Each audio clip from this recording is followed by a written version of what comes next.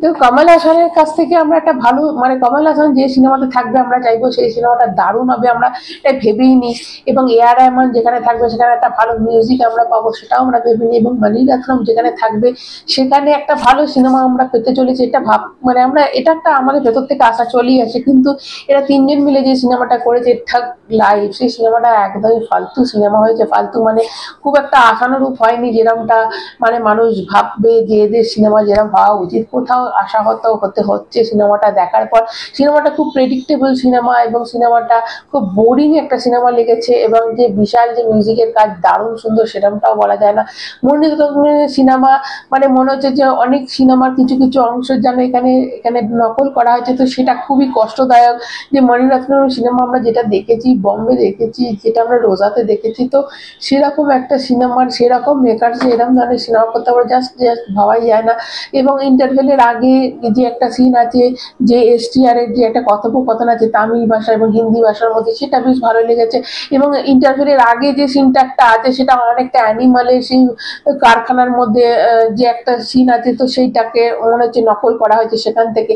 তো এটা খুবই আশাহত যে ফার্স্ট হাফটা যদিও ভালো, সেকেন্ড হাফটা কোথাও মানে ভীষণ প্রেডিক্টেবল একটা গল্প হয়ে গেছে। দেখো গল্পটা যদি তোমাদের শর্টে বলতে হয় তাহলে একটা গ্যাংস্টার আছে যে হচ্ছে কমল হাসান, সে মানে একটি ছেলেকে বাঁচায়, ছেলেটিকে বাঁচায় এবং সে তার কাছেই ছেলেটাকে মানুষ করে বড় করে এবং ছেলেটি সেটা হয় এসটিআর যে ছেলে মানে সে হয়।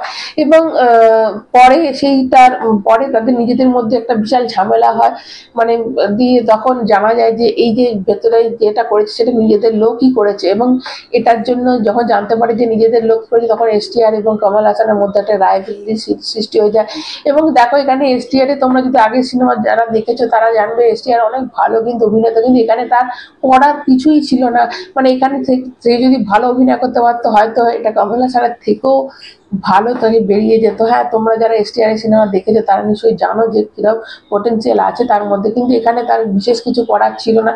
একই ধরনের গতানুগতিক গল্প হয়ে গেছে। এবং মানে যে নায়িকা রয়েছে নায়িকাকেও কেন যে এখানে নেওয়া হয়েছে, কিছু সিন কমল হাসানের সঙ্গে তাকে দেওয়া হয়েছে কিন্তু খুব একটা যে বিশাল ভালো তাও কিছু নয়। গল্পটা মোটামুটি প্রেডিক্টেবল এবং সেটাই খারাপ লাগছে যে মানে কমল হাসানের মতো একজন অভিনেতার তার একটা এরকম ধরনের সিনেমা, বা যখন আমরা এরকম লেজেন্ডারি তিনজন মানে কমল হাসান বলো বা এআর রহমান বলো বা আমাদের মণিরত্নম স্যারের কথাই বলো, তো এরা যখন রয়েছে তখন আমাদের ভেতরে একটা আশা থাকে যে সিনেমাটা একটা মারাত্মক কিছু হতে চলেছে। কিন্তু না, মারাত্মক তো কিছুই নয়, গল্পটা একদম প্রেডিক্টেবল একটা গল্প। যারা তোমরা দেখো নি তারা বলবো না যে তোমরা পয়সা খরচ করে সিনেমাটা গিয়ে হলে গিয়ে দেখতে যাও তোমরা।